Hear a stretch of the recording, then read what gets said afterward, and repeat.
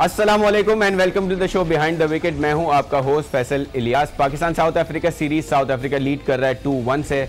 तीसरे ओडीआई में पाकिस्तान को शिकस्त का सामना करना पड़ा। शायद ये कहा जा सकता है कि अनफॉर्चुनेट रहा पाकिस्तान, क्योंकि बारिश के बाद जो मैच में बॉलिंग करना मुश्किल दिखाई दिया और साउथ अफ्रीका ने डकवर्थ लुइस से मैच जीत लिया। लेकिन इंपॉर्टेंट चीज़ ये है कि कल जो मैच होना है वो डिसाइडर होगा एक तरह से सीरीज़ का। So Pakistan will be under pressure. अच्छे रन्स किए पाकिस्तान ने तीसरे मैच में, और हमने देखा इमामुल हक ने नाकिदीन को चुप कराने की कोशिश की, अच्छे रन्स किए उन्होंने, लेकिन फिर भी पाकिस्तान मैच हारा। और जिस तरह चीफ सेलेक्टर ने रिएक्शन दिया इस सेंचुरी के बाद, ऐसा लगा कि पाकिस्तान ने अगले 5 सालों के सारे रिकॉर्ड तोड़ दिए और सब कुछ जीत लिया पाकिस्तान ने। सो चीफ सेलेक्टर के रिएक्शन पे, इमामुल हक के रिएक्शन पे बात करेंगे। चौथे ओडीआई में पाकिस्तान के क्या चांसेस है मैच जीतने के, उस पर बात करेंगे। हमारे साथ सब बात करने के लिए हैं वासे हबीब साहब, बहुत अच्छे तज्जियाकार हैं, आज बड़े सीरियस मूड में हैं, तो इनसे बात करेंगे। लेकिन सबसे पहले वासे भाई एक पैकेज देखते हैं कि कल पाकिस्तानी बल्लेबाजों ने एक ऐसी साइड के सामने जिसके बारे में हर्षल गिब्स ने कहा कि शायद ये साउथ अफ्रीका की सबसे वर्स्ट फील्डिंग परफॉर्मेंस थी और यहाँ पाकिस्तान को 350 रन करने चाहिए थे। एक पॉइंट पे इमामुल हक और बाबर आजम अच्छे रन कर रहे थे, लेकिन उन्होंने अपने रन करने के बाद टीम को छोड़ के चले गए। 350 जो है वो 315-17 तक रह गए, 18 तक। और एक ऐसी पिच पे इमामुल हक ने ये सेलिब्रेशंस की जहां इमाद वसीम जैसा प्लेयर भी 40 रन कर गया। सो देखते हैं क्या किया कल पाकिस्तान ने, क्यों हारा पाकिस्तान, इस पे बात करेंगे। एक पैकेज देखते पहले। और right, so Pakistan lost the match Duckworth Louis के मेथड के तहत। और ये हमने व्यूअर्स को बताते चलें कि ये वो ग्राउंड है जहां पे 434 चेस डाउन किए थे साउथ अफ्रीका ने। हिस्टोरिकल ग्राउंड है जहां इतना बड़ा टारगेट चेस जो है वो कोई इंतजार कर रहे हैं कि मुझे कुछ लिख के कोई साइन करके दे दो। आपके चीफ सिलेक्टर जो आपके सबसे बड़े फैन रहे इंजमामुल हक की कप्तानी में शुएब मलिक को बहुत परवान चढ़ाया गया था। और एशिया कप 2004 जहां शुएब मलिक ने वन डाउन आके 100 किया, इंजमामुल हक ने उन्हें प्रमोट किया। पहली बार वकार यूनिस की क़यादत में वो प्रमोट हुए। अब दी ऑर्डर जब 3 विकेटें गिरी थी अगेंस्ट हमारी वेस्ट इंडीज इन शारजा, और शुएब मलिक ऊपर आए, उन्होंने 100 किया शारजा में। उसके बाद सबसे ज्यादा तवातुर के साथ मौके जो मिले वो इंजमाम की कैप्टनसी में मिले। तो वही शख्स चीफ सिलेक्टर है, वही सेंचुरियन के ग्राउंड में बैठा हुआ है, उसका भतीजा वहां 100 कर रहा है। आप जाके वहां 15 गेंदों पे 35 रन बनाए, तब मालूम चलेगा कि एटलीस्ट यार आप टीम का अहम सुतून है। बिल्कुल सही। और मैंने कुछ बेवकूफ लोगों की एक बात बस एंड करता चलूं ब्रेक से कब मैंने कुछ माजरत के साथ मेरे मुंह से बेवकूफ का वर्ड निकल रहा है, इसलिए कि हमारी आवाम बड़ी नॉलेजेबल है। मैंने ये भी सोशल मीडियम्स पर देखा है, आज धूम मची हुई है कि शुएब मलिक की जगह जो है वो सरफराज को आ जाना चाहिए था, 10 ओवर रह गए थे। शुएब मलिक तो माने और जाने ही इसके लिए जाते हैं। इस पे बात करेंगे कि सरफराज क्यों लोअर डाउन आ रहे हैं और क्यों रिस्पांसिबिलिटी नहीं ले रहे, बिकॉज हम सब चाहते हैं कि वो खेलें अप द ऑर्डर। इस पे बात करेंगे और आपकी कॉल्स भी लेंगे एक ब्रेक के बाद। खुश आमदीद after the break on behind the wicket. हमारे साथ हैं वासे हबीब और हमें टेलीफोन लाइन पे ज्वाइन किया है साजिद खान साहब ने। साजिद भाई वेलकम करते हैं आपको शो पे, बहुत बहुत शुक्रिया आपका हाजिर होने के लिए। शुक्रिया फैसल इलियास भाई, आपको और वासे हबीब को बहुत बहुत सलाम। बहुत अच्छा प्रोग्राम कर रहे हैं, पहले तो बहुत बहुत आपको मुबारक हो sir. Thank you so much, thank you so much. कैसे देखा आपने, आपके फेवरेट इमामुल हक ने 100 कर दिए सर। आप तो बड़ी तारीफें करते हैं कि पूरे मेरिट के साथ आया है, बड़ी जान मारी है उसने, बड़े 20-25 साल उसने मेहनत की है, 100 के एवरेज से डोमेस्टिक में रन कर रहा है और अब सेंचुरी मार दी उसने, सबका मुंह बंद करा दिया। कैसे देखा आपने? देखिए बहुत इंपॉर्टेंट बात की आपने। अपने ये जो कहना चाहिए फैसल भाई, बहुत इंपॉर्टेंट मौजू है। अंडर 19 से हम उसको लेके आए, टैलेंटेड बैट्समैन है, उसको प्रूफ किया सपोर्ट के साथ, उसके चचा की उसको सपोर्ट की, उसमें कोई दो राय नहीं है। टैलेंट में पाकिस्तान के बहुत टैलेंटेड खिलाड़ी को पास करके ऊपर सेट करके उसको लेके आए, उसको खिलाया गया, ड्रेसिंग को बॉल बहुत चला, उसको प्लेयर बनाने में हर तरह कॉन्फिडेंस दिया। यही वो साउथ अफ्रीका थी, यही न्यूजीलैंड थी। वो भाग गया ड्रेसिंग रूम में, जाके ड्रेसिंग रूम में, टॉयलेट में जाके छुप गया, 5 बॉलों से भाग गया। जहां उसकी बुराई की बात है, कल उसने 100 किए, बहुत वेरी वेल प्ले। मगर जिस तरह 100 करने के बाद जिस तरीके कार से उसने मीडिया की तरफ मुखातिब होकर कहा, मीडिया में मुझे लोग क्रिटिसाइज करते हैं, उन लोगों के लिए निशानदेही है फैसल भाई।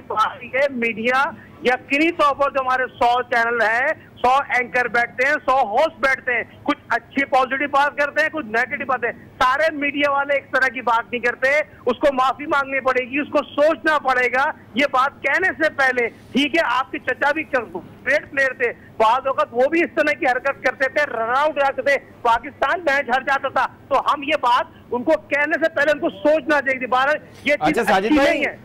एक तरफ तो चले इमामुल हक का हो गया, दूसरा जो आपके चीफ सेलेक्टर ने रिएक्शन दिया, जिस तरह वो खड़े होकर तालियां बजाई उन्होंने और जो खुशी जाहिर की, डू यू थिंक कि किसी एक पर्टिकुलर प्लेयर के लिए ये करना थोड़ा सा अनफेयर है? मतलब आप सेलेक्टर हैं, आप पूरे पाकिस्तान को रिप्रेजेंट करते हैं, हर प्लेयर के लिए फिर आपको इसी तरह सेलिब्रेशन करना चाहिए? फैसल भाई बात ये, वो शान मसूद भी वहाँ बाहर बैठा हुआ है, आप उसको खिला नहीं रहे, आप फकर को मैच खिला रहे हैं। फकर जो ऊपर से लिखा के आया है, जो प्लेयर अच्छा है उसको खिलाएं। इनसी ने यकीनी तौर पर क्या लाइकिंग डिसलाइकिंग का सिलसिला जारी अच्छा साजिद भाई, मैं वासे की तरफ आ रहा हूँ। मुझे आपके ये कहने से मुझे कुछ सवाल मेरे दिमाग में आए। हम इंडिया में देखते हैं केएल राहुल हैं, इतना प्रोलिफिक वो ओपनर है, लेकिन वो बाहर बैठा है। हम देख रहे हैं कि वो देखते हैं कि कौन सा बंदा फॉर्म में है, कौन सा परफॉर्म कर रहा है, उसको खिलाते हैं। चाहे इमाम ने या चाहे फ़खर जमान ने कुछ भी किया हो, लेकिन अगर वो अच्छा उस कंडीशन में नहीं परफॉर्म कर रहे, क्यों हम शान मसूद को नहीं खिला रहे? देखें, ये सवाल कहीं ना कहीं आज की तारीख में कम से कम आज उसका वक्त आ गया था, आपको पूछ लेना चाहिए था। लेकिन जो अब साजिद भाई ने रेस कर दिया कि हम 65-70 की एवरेज से रन बनाने वाले इमामुल हक के तो पीछे लग गए हैं, लेकिन फ़खर जमान की जो लास्ट 8 और 10 इनिंग्स हैं एशिया कप की, आप निकालें उनका एवरेज, इट इज शॉकिंग। सही है। तो बात यह है कि हम फ़खर जमान को क्यों लाइसेंस टू किल और ऑलवेज बी देयर और मतलब कॉन्फिडेंस प्लेयर, वो रन नहीं कर रहा, पूरी टीम के लड़के एक तरफ 50 वाले के लिए कोई बात नहीं कर रहा, कप्तान से भी ये कहलवाया जा रहा है कि फ़खर हमारा बहुत अहम प्लेयर है। भाई रन तो वो भी नहीं कर रहे। अगर आप टेस्ट मैचेस में देखें, न्यूजीलैंड के साथ सीरीज में 5 इनिंग्स में 3 मैचेस में 73 रन थे, वहां पे भी चांस मिला है। लेकिन वासे भाई हम भूल जाते हैं, लेकिन मैं वासे भाई नहीं कर रहे, देखें हम क्रिटिसाइज इसलिए करते हैं। रन कर रहा है इमामुल हक ने, मैंने आपको हमेशा क्या कहा कि टेस्ट क्रिकेट में उसको गलत झोंक दिया गया है सर, लेकिन वो तो खेल रहा है ना। हाँ, तो वो गलत ही है ना। अभी तो हम ओडीआई क्रिकेट की बात कर रहे हैं ना, ओडीआई सीरीज इमामुल हक की कितनी बातें हो रही हैं। हम साजिद भाई को और व्यूअर्स को दिखाते हैं कि किस तरह उन्होंने 100 रन किए और जिस पे इतना उन्होंने फखर किया है। अब देखते हैं कितना फखर उनका आगे चलता है, जिस तरह नेगेटिव जेस्चर था उनका, बिल्कुल नहीं, बहुत गलत हरकत की उन्होंने। वो जेस्चर भी कोशिश करते हैं, दिखाते हैं व्यूअर्स को। Let's see how he scored his 100 और किस तरह जेस्चर दिए उन्होंने। Two of the chief selector and this was for the media, और बहुत शुक्रिया उनका कि सारे मीडिया को उन्होंने चुप करा दिया। अब देखते हैं कि वासे भाई अगले 5 मैचों में वो 5 सेंचुरियां और करते हैं ताकि मीडिया बिल्कुल ही चुप हो जाए। और जाहिर है चीफ सिलेक्टर हैं उनके चचा, तो ये गुरूर तो होना चाहिए। अच्छा बहरहाल हम तो जज्बाती होंगे नहीं, मीडिया का नाम है, उसमें मैं और आप भी मौजूद हैं, लेकिन हमने तो हमेशा इस प्लेटफॉर्म पर और मुताद्दिद प्लेटफॉर्म्स पर यह बात की कि ओडीआई फॉर्मेट में लाया उन्हें जल्दी दिया, लेकिन ही प्रूव्ड हिमसेल्फ। लेकिन टेस्ट क्रिकेट की अभी वो प्रोडक्ट नहीं है, उनसे बेहतर प्लेयर्स मौजूद हैं जिन्हें आप टेस्ट क्रिकेट में हैव अ गो दे सकते हैं। अब आप आ जाएं इनके इस रिएक्शन और इस स्टेटमेंट पर, कितना एम्बैरेसिंग लगता है। द ओनली प्रॉब्लम इज कि टेस्ट क्रिकेट आप तो कह रहे हैं नहीं खेलने चाहिए, लेकिन वो तो खेल रहे हैं, वो तो पाकिस्तान को हरा रहे हैं। तो वो आपके कप्तान कहते हैं कि हमें ऊपर से रन चाहिए, आपके ओपनर कुछ कर नहीं पाते, वो तो खेल रहे हैं। वो तो 5 इनिंग्स में 73 रन किए हैं। जवाब दें ना। साजिद भाई आपकी तरफ आते हैं, आपने देखा कि आप भी मीडिया में बहुत एक्टिव रहते हैं, हमने देखा है आपको, तो आपको भी जवाब मिल गया इमाद की तरफ से, इमाम की तरफ? देखिए फैसल भाई बात ये जरूर जवाब देनी चाहिए, हम तो उसको प्रमोट करते हैं। जैसे वासे में बात कर रहे हैं कि आप बात करें, देखिए हमने हमेशा खिलाड़ी को प्रमोट किया और हम इसको अंडर 19 में पीआईए में लेके आए। मैंने कहीं भी इसको क्रिटिसाइज नहीं किया। मतलब as a cricketer, as a coach, as a sport analyst, हमारा काम है क्रिकेट को प्रमोट करना, खिलाड़ी को प्रमोट करना। मगर जिस तरह उसने सेंचुरी बनाई, जिस तरह उसकी गुफ्तगू है, वो तरीकेकार मेरे देखिए मेरा ताल्लुक, आपका ताल्लुक मीडिया से। हम पॉजिटिव बात करते हैं और अच्छी बात करते हैं, जो अच्छा है अच्छा है। जहां तक उन्होंने अच्छा किया हमने उसकी हौसला अफजाई की। मगर उन्होंने कहा कि मीडिया वाले मेरी बैक पे बात करते हैं, मेरे मुंह पे बात नहीं करते। आपको मौका मिलता है उनके मुंह पे? नहीं, मेरे साथ पाकिस्तान में होते नहीं है, वरना मुंह पे बात करें उनके। नहीं, मुंह पे भी बात करते हैं, उनको समझाते भी हैं और इनसी को भी हम समझाते हैं, मगर तरीकेकार गलत है। जहां उन्होंने गलत बात की है, और हम उसको जरूर इस बात की निशानदेही करेंगे। वो मीडिया है जो आपको सर पे बिठाता है, घरों पे अगर आपकी इंटरव्यू करता है, आप मीडिया को क्रिटिसाइज ना करें। मीडिया ने आपको प्रमोट किया, मगर आपकी कारकर्दगी उस तरह की नहीं है जिस तरह की होती है। टेस्ट ओपनर टोटली नाकाम हो गए, टेस्ट सीरीज आप हार गए, ओडीआई में आप खेलते हैं 80 पे आप बैटिंग करते हैं, सेंचुरी आप बना सकते हैं। अगर आपको सेंचुरी बनाने की एबिलिटी होती है और आपको बहुत मौके मिले, प्लेयर वही होता था पिच पे खड़े होकर मैच को जिता सकता था। और तो साजिद भाई आपने बड़ा अच्छा पॉइंट रेस किया है। वासे से मैं पूछूंगा, वासे अगर इसी तरह प्लेयर्स सिलेक्ट होने हैं और इसी तरह का एक फैक्टर उन्होंने दिखाना है लोगों को कि हम, मेरे चाचा चीफ सिलेक्टर हैं, उन प्लेयर्स का क्या होगा जो बसों में धक्के खाते हैं, धूप में प्रैक्टिसेस करते हैं? उनको अगर आज पता चल जाएगा कि जब तक मेरी कोई बैकिंग नहीं होगी, जब तक मेरा कोई रिश्तेदार नहीं होगा, जब तक मेरे लिंक्स नहीं होंगे, कितना भी मैं कुछ कर लूँ, I not be part of the team. हमने देखा है फवाद आलम के बारे में कहा जाता है टेक्निक नहीं है, छक्का नहीं मार सकता, रन्स के अंबार लगे हुए हैं उनके, खुर्रम मंजूर हर फॉर्मेट में रन कर रहा है, Abid Ali, you name it, lot of players. उनको क्या ये सोचना चाहिए कि कुछ नहीं? हमने तो बहुत सारे बॉलर्स की बात की, जो एजाज चीमा है कितनी जान मारते हैं। समी असलम का नाम सबसे पहले था, अब आबिद अली आ गया क्योंकि हम ओपनिंग स्लॉट पर तनकीद बराए, लेकिन हम ओवरऑल बात कर रहे हैं, और खुर्रम भी इसमें शामिल हैं, फवाद मिडिल ऑर्डर में शामिल है। वासे भाई, द पॉइंट इज कि क्या होगा जो जान मारने वाले क्रिकेटर्स हैं, मेहनत कर रहे हैं, उनका क्या होगा? ये जवाब आई थिंक सिलेक्शन कमेटी बेहतर देगी कि लाइकिंग डिसलाइकिंग से और कितने प्लेयर्स खराब करने हैं, बर्बाद करने हैं, कौन सा ऐसा टैलेंटेड प्लेयर है जो दुनिया में तारीफ भी हो जाए तो आप उसको लिमिटेड मौके देकर इंतजार करते हैं कि वो 2 मैच बुरे खेले और आप उसको साइडलाइन कर दें। और कुछ प्लेयर्स को आप एक सीरीज के बाद, पूरी सीरीज फ्लॉप जाने के बाद अगली सीरीज में भी सिलेक्ट कर लेते हैं, और जब वो फ्लॉप अगेन हो जाता है तो आप उसके बाद भी ये नहीं कहते कि this is his last test series और अब हम इसके बाद इसको फर्स्ट क्लास क्रिकेट के लिए वापस भेजेंगे। शायद ये जो सेंचुरी है ये अब मजीद टेस्ट क्रिकेट भी खिलवाएगी। सही है। अच्छा साजिद भाई, क्योंकि मीडिया थोड़ा सा रडार में हमारे प्लेयर्स के, और हमने देखा सरफराज इस पूरी सीरीज में जो है वो 8वें नंबर पे आ रहे हैं, इमाद के भी बाद आ रहे हैं, और वो कोशिश कर रहे हैं कि बिल्कुल आखिरी में खेलें। आपको लगता है कि मीडिया क्योंकि बहुत बोलता है कि ऊपर खेलो, चाहता है, प्यार करता है सरफराज से कि ऊपर खेले, वो भी मीडिया की हटाने के लिए चाहते हैं कि अब मैं 10वें 11वें नंबर पे खेलूंगा?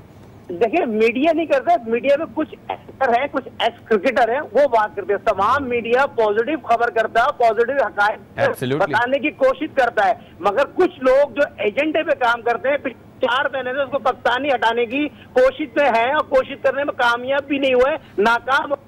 बड़े स्टार फास्ट बॉलर ने और पिछले दिनों में उसको कप्तानी से हटवा दिया, उसको पता नहीं क्या क्या कर दिया, लाइव पता नहीं क्या क्या बोल दिया, सोशल मीडिया पे आके बोल दिया, दूसरे दिन आके हफीज को कप्तान बना दिया और सरफराज से माफी मांग दी। एक क्रिकेटर ने बाबर आजम को कप्तान। बात ये हो रही है, आप निजी चैनल में अपने कौमी चैनल में बैठ के ये बातें कर रहे हैं, आप खिलाड़ी को प्रमोट कर रहे हैं, इससे दुश्मन मुल्क फायदा उठाता। आईसीसी को हमारा दुश्मन मुल्क इंडिया चला रहा है, 95% पैसा देता है, मगर इससे क्या हुआ, पाकिस्तान की जो आईसीसी जाग गया और यकीनी तौर पर नियत का खेल है, और जहाँ पर नियत का बड़ा दिदारो मदार होता है। सरफराज की नियत पॉजिटिव थी और सरफराज ने किसी गलत सेंस में उस किस्से को नहीं छेड़ा, उसको गलत बात नहीं की। और यहाँ पर मैं वादे तौर पर तमाम लोगों को बता, जो मेरी सरफराज से मैच के बाद बात हुई, उसका इतना मुश्किल नाम था, वो नाम नहीं ले सकता। जहाँ पर जरूर आपने प्लेटफॉर्म के तरफ उससे अच्छा, तो नाम ना ले सके तो काला बोल दे। नहीं काला बोल, देखे ये खेल का हिस्सा है। अच्छा साजिद भाई, आपका शुक्रिया अदा करेंगे, आपसे दोबारा 1 2 3 करेंगे, बहुत शुक्रिया आपका। वो अपने लड़कों से मजाक कर रहा था, जनरल बात हो रही थी। सही बात है, सही बात है। गलत वे में ले ले तो उसको आप कुछ नहीं कर सकते। Thank you so much Sajid भाई, we'll talk to you again as well. Wasay भाई, बड़ा इंटरेस्टिंग ये एक्सप्लेनेशन है कि क्यों पाए तो फिर वैसे एक बात मैं बताऊं साजिद भाई, क्योंकि अब टेलीफोन लाइन पर मौजूद नहीं है, ये आपने उनको टेलीफोन लाइन पर लिया तो ये माशाल्लाह सरफराज अहमद के मेंटोर भी हैं, सरफराज के साथ बड़ी मेहनत की है इन्होंने, प्यार करते हैं, प्यार करते हैं और उसकी नीयत के भी बड़े कायल हैं, लाइक मी। क्योंकि लेकिन वासे भाई, एक चीज, we all talk positive about Sarfaraz, उसमें कोई शक नहीं है, उसको बैकिंग है, लेकिन जिस तरह की स्टेटमेंट थे ना, मैं तो सच्ची बात करता हूँ, इस इंसिडेंट पर भी सच बोल दूं, हो सकता है कुछ लोग नाराज हो जाएं, मुझे नहीं पता हमारे इस चैनल ने कितना उस खबर को चलाया, लेकिन मैं एक सच्ची बात बताऊं, मैंने देखा कि इसकी हाइप क्रिएट करने में कुछ 1-2 हमारे जो इदारे हैं उनका बड़ा ज्यादा हाथ था। साउथ अफ्रीकन क्रिकेट बोर्ड ने इनिशियली इस बात को रिपोर्ट, हम लोग ज्यादा जल्दी हो गए, हम लोगों को जल्दी ये थी कि हाय सरफराज के खिलाफ कुछ मिल गया। नहीं नहीं ऐसा नहीं, नहीं, सर, बात को कुछ लोगों को हो सकता है, कुछ लोग। और so we'll go for a break, we'll talk about it further after a break, और हम जोहानिसबर्ग में जो मैच होना है उस पर बात करेंगे एक ब्रेक के बाद। खुशामदीद after the break on behind the wicket, we have with us Wasay Habib साहब। ब्रेक पे जाने से पहले हमने काफ़ी कोशिश की कि जो 3 ओडीआईज अब तक हुए हैं उस पर डिटेल में बात हो, और उसके बाद अब हमने चौथा मैच खेलना है। वासे भाई कितना प्रेशर होगा चौथे मैच का, because we are already 2-1 down. अगर हम कल का मैच खुदा ना खास्ता हारते हैं तो सीरीज गई हमारी। देखें, आदादो शुमार तो यही बताते हैं कि पिंक डे मैच है ना, पिंक डे मैच है कल, बिल्कुल। तो जो पिंक किट में बहुत मारते हैं साउथ अफ्रीकन्स, आज तक नहीं हारा। अच्छा, पिंक मैच आज तक नहीं। आई रिमेंबर कि डिविलियर्स ने जो वेस्ट इंडीज का हाल किया था, हाँ, बहुत बुरा। डिविलियर्स ने भी हाल किया था, और हमारी तरफ से जो हमारी यादें हैं ना, हाँ, वो शाहिद भाई का 158 मीटर का वो 6 था, हाँ, रायन मैकलेरन को, वो भी पिंक डे था, और 88 किए थे उन्होंने। हाँ, और वो 88 ऐसे थे कि अगर वो 20-25 मिनट और विकेट पर गुजार जाते, हाँ, तो वो 140 हो जाते और पाकिस्तान जीत के बिल्कुल करीब आ गया। और लेकिन ये कहा जाए कि दुनिया की सबसे बेस्ट विकेट है फॉर ओडीआई क्रिकेट, तो शायद गलत नहीं होगा। बिल्कुल, हाँ, मैंने अभी आपको कहा, बिल्कुल 434 वहां पे बने, फिर चेज हो गए। उसके बाद हमने देखा कि 2003 में इंडिया के अगेंस्ट जो है वो ऑस्ट्रेलिया ने पहले ही हाफ में वर्ल्ड कप यानी जीत लिया, 358, क्योंकि उस वक्त तो 350 सोचा भी नहीं जा सकता। 2003 में 350 प्लस ऐसा ही था जैसा 434 था। हाँ, लेकिन 2 साल के बाद पाकिस्तान के लिए तो 600 कर दो इसको। जी हाँ, 2 साल के बाद फिर वही तारीख बेहतर हो गई उसी ग्राउंड पर। अच्छा, जोहानिसबर्ग में जितना विकेट को क्रेडिट जाता है ना, कि अगर फ्लैट विकेट हो घास के बगैर तो बड़ा अच्छा पिच होता है, उतना ही क्रेडिट उस ग्राउंड की जो डायमेंशंस है ना उसको भी जाता है। मिड विकेट नॉर्मली जो ग्राउंड्स में होती है ना, स्ट्रेटर वो लॉन्गेस्ट होती है, जोहानिसबर्ग में जरा शॉर्टेस्ट है, बिल्कुल ऐसे। तो यहाँ जो ऐसे एरियाज होते हैं ना कि स्लॉगिंग एरिया, अगर हम वो बड़े यहाँ पे हारने को पाकिस्तान के पर्सपेक्टिव में देखते हैं, हम ऑलरेडी ओडीआई में आ गए, मेरे ख्याल 5वें रैंक पे आ चुके हैं। अगर ये सीरीज़ हारते हैं हमारा रैंकिंग और गिर जाएगी, सरफराज पे प्रेशर और बढ़ जाएगा। चलें, सरफराज का प्रेशर तो अपनी जगह, लेकिन पाकिस्तान की परफॉर्मेंस के हवाले से देखा जाए, साउथ अफ्रीका जैसे हमने कहा वो टीम नहीं है जो पूरी दुनिया में जीत रही हो, ये वो टीम है जो अपने घर में इंडिया से हारी है। And they are going through rough time, जब से एबी डिविलियर्स गए हैं, जब से उनके कुछ प्लेयर्स कम हुए हैं, यू नो एबिट होते थे, काइल एबिट बहुत अच्छे बॉलर थे, वो भी नहीं है टीम में। सो आपको लगता है कि ऐसी सिचुएशन में पाकिस्तान का हारना, मुआहदे हैं ना, मॉर्नी मॉकल, काइल एबिट, अभी भी जो है वही मुआहदा करने का सोच रहे थे जब वो ओटिस गिब्सन के प्लान्स में से गायब नहीं थे। हाँ, और देखें, उन्हें भी कमबैक करवाने का यही मकसद था कि वो फॉर्म रीगेन करते हैं। हमेशा पाकिस्तान के खिलाफ वो नीचे से ऊपर आते हैं, उन्होंने भी शो कर दिया। एक जगह वो 100 कर गए, अनफॉर्चुनेट रहा। उस इनिंग को भी लोगों ने उसी नज़र से देखा जैसा कहीं ना कहीं लोग इमामुल हक की इनिंग्स को देख रहे हैं। लेकिन मैं देखें, इस बात पर क्रिकेट की बात हो रही है ना, तो सीधी मुझे इमामुल हक से ज़्यादा जो तहफ़्फ़ुज़ात हैं वो शुएब मलिक की इनिंग्स पर हैं। कल के मैच पर हमें देखना होगा कि मोहम्मद हफीज़ लेकिन सर वासे भाई, ये तो हमारे सारे सिस्टम की वीकनेस है ना, इसमें तो आपके कप्तान भी इतने वीक हैं, इतने क्यों दीवार से लगे हुए हैं? मतलब अगर उनको लगता है कि कोई एक सीनियर को बिठाना चाहिए, व्हाई इज ही नॉट? हम अगर सरफराज इस वक्त कप्तान नहीं होते, लेट्स सपोज अजहर अली होते, कोई और होता, मैं तब भी यही बात कर रहा था कि ये टाइम नहीं है कि आप कप्तान बदल दें। अब आपके 10 और 2 12 वनडेज रह गए वर्ल्ड कप से पहले, सही है। अब आप अगर कप्तान बदलेंगे तो आप क्या मैसेज जाएगा? भाई, हम तो वो बात ही नहीं कर रहे हैं, हम तो कह रहे हैं कारकर्दगी पर सवालिया निशान है, उनकी सोच पर सवालिया निशान है कि सरफराज अहमद खुद को बैटिंग ऑर्डर में इतना ज्यादा नीचे क्यों कर रहे हैं। ये एक आंसरेबल चीज है, ये क्वेश्चन रेज होता है। इसका जवाब आई एम क्वाइट श्योर कि सरफराज आके कहीं ना कहीं देंगे। तो वो अब वो कहेंगे मैंने अकॉर्डिंग टू सिचुएशन इमाद को भेज दिया। यार, इमाद वसीम पर भी आपने चांस लिया क्योंकि वो लड़का रेगुलर नहीं है अब आपकी टीम में। आपने लास्ट मैच उसे ड्रॉप किया, कल आपने उसे खिलाया और ऊपर भेज दिया। अगर हम ये बात करें कि who is a better batsman, Imad better है या सरफराज बेटर? बैट्समैन तो सरफराज, तो फिर कोई बुराई नहीं है कि बेटर है, और अगर उनका रोल भी यही है। सो अगर वो Imad is a better hitter than Sarfaraz Ahmed, सही है, 6 हिटर, 6 हिटर। तो फिर तो सिचुएशन बनती थी कि इमाद को भेजा जाए। सिचुएशन बनती थी, लेकिन देखें कप्तान डाउन एंड आउट था। कोई मैसेज आप भी तो देंगे ना अपनी कौम को, अपोजिशन को, मैं कर क्या रहा हूं, मैं तैयार हूं, फुली प्रिपेयर्ड हूं। मैं कह रहा हूं कल की विकेट ऐसी थी कि आप बड़ा दिल करके खेलते तो सरफराज भी कमो, शायद वो फेलिक वायो से डर के ना आए हो कि भाई वो नाराज होगा काला। नहीं, फेलिक वायो नाराज नहीं होगा, लेकिन एक बात हम बताएं, क्योंकि हम तीसरे ओडीआई पे मैच पर बात कर रहे हैं। दूसरे ओडीआई में वाकई वो किस्मत की देवी उस पर मेहरबान थी तो सही थी। तो वो एलबीडब्ल्यू होना और उसके बाद वो एंगल बनाकर बॉल का निकल जाना, बड़ा नैरो एंगल हो जाता है जब आप ओवर द विकेट बॉल करते हैं। और फिर उसका रिव्यू लेना। और उन्होंने शादाब को पूरे मैच में नहीं रीड कर पाए, फिर भी वो रन ले गए, हफीज को नहीं रीड कर पाए, छक्के मारे। क्रिकेट के शायक एक्सपर्ट की हैसियत से नहीं, क्रिकेट के शायक की हैसियत से उस मोमेंट पे मैंने कहीं बैठकर कि अब यही लड़का यही है और फिर विकेट्स भी यही हैं। वैसे भाई आपको लगता है कि अब हमने देखा कि आमिर खान ने फिर कम बैक कराया, देयर वाज नो रीजन कि वो क्यों टीम में आए, परफॉर्म नहीं कर पाए। जब वो बॉलिंग करा रहे थे सरफराज बड़े नाराज हो रहे थे कि वो जान नहीं लग रही थी, लिटरली बोल भी रहे थे कि जान नहीं है, लेंथ सही नहीं मिल रही थी, लाइन सही नहीं मिल रही थी। आपको लगता है कि अब फिर आमिर को बिठा के चेंजेस की जाएंगी? और स्पिनर्स का भी बताएंगे, स्पिनर्स आपको 2 स्पिनर्स की जरूरत होगी आपको इन जोहानिसबर्ग में या नहीं?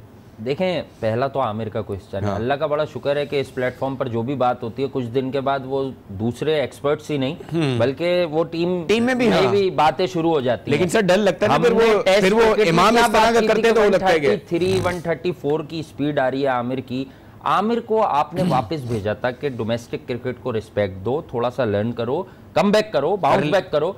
आपने उसको 4 मैचेस की कारकर्दगी पर और उनके कोच SSGC के उनके स्टेटमेंट पर कि ही इज बैक और बिग टाइम और फला डिमका, मैं उस वक्त भी एक जगह आपसे एग्री नहीं कर रहा था एक और साहब से, लेकिन मैं खामोश रहा कि वो स्विंग वापस आ गया। वो वाकई टाइम कम है, क्विकली आंसर करें और फिर हम जुनेद खान का क्या होगा? स्पिनर्स पे क्या करेंगे? स्पिनर्स पे शादाब और इमाद। नहीं, कल 2 स्पिनर्स खेलने चाहिए। जोहानिसबर्ग की कंडीशंस ऐसी हैं, अब आप इमाद को इस रन्स के बाद तो बिठा नहीं सकते। नहीं, शादाब तो वैसे भी नहीं बिठा सकते, स्ट्राइक बॉलर है। आई थिंक के सरफराज दोनों के साथ ही कल इमाद भी खेलेंगे और इमाम भी खेलेंगे। मुझे कल लगता है इमाद भी खेलेंगे।